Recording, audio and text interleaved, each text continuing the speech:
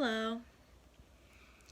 Um, so I just watched the video that of Tom Lumpkin, who is a Catholic worker, who is a priest that worked and started a Catholic worker house in Detroit, and he is talking about his um, relationship to the work and recognizing that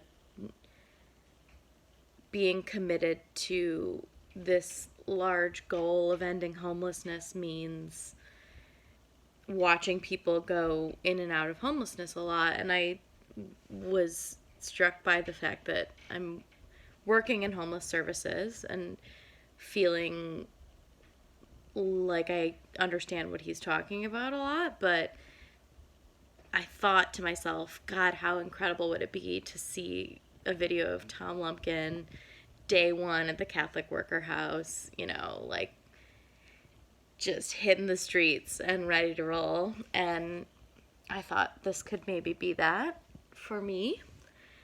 Granted, I'm, 3 something years deep into this work, but maybe this will be something that's valuable at some point. So I think right now I'm going to start doing maybe weekly videos of my experiences without obviously names or any identifying characteristics of my clients. Yeah, I don't even know if I'll follow up with this, but I think why not? So let's start today. Woke up, go to work. Mondays are the days that all of my clients get their money from me because I am their payee.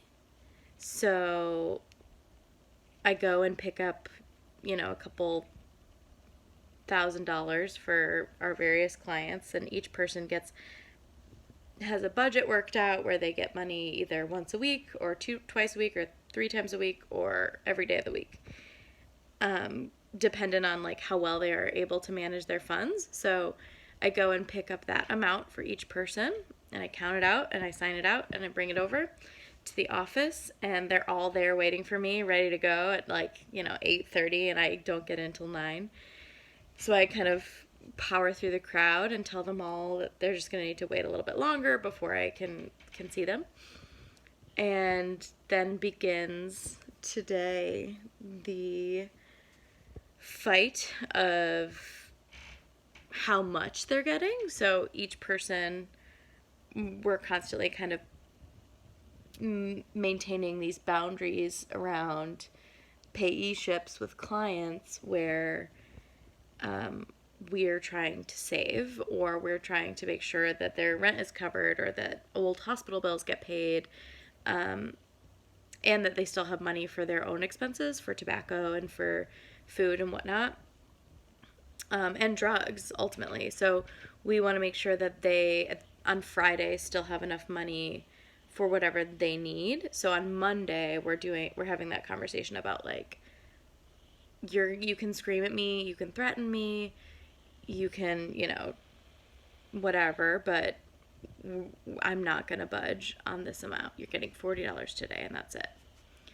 So there's a lot of that today. And at one moment, there were 2 people, a young trans woman, African-American trans woman, screaming at me, and an old Romanian man screaming at me. These 2 just like it was just a very interesting moment. Like from across the hall, they're both screaming, "Give me my money!"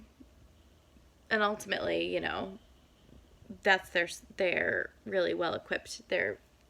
That's their survival skill, and that's a learned behavior that's served them well. And we're a strength-based harm reduction agency, so we want to be like, it is so good that you know how to get your needs met, but also stop threatening to kill me. And then what? What did I do today? Then I called a client's brother because they're MIA and need to find them to give them their medications. And I, met with 10 people and gave them their money, people that were less, higher functioning folks that were like able to calmly get their funds. And then I did some paperwork and helped some clients find some clothes, helped some clients get some pasta, bought someone 4 packs of cigarettes and a couple of bottles of Coke, rolled someone up a big hill in their wheelchair, got my cardio in, got a lot of mean voicemails from a client, made a lot of phone calls to doctors and providers, checked my voicemail, and there were a lot of messages from some clients in the hospital that have some things they need. And yeah, just talked to different providers, and it was a pretty average day. Anyways, we'll see if I keep up with this, but there we go.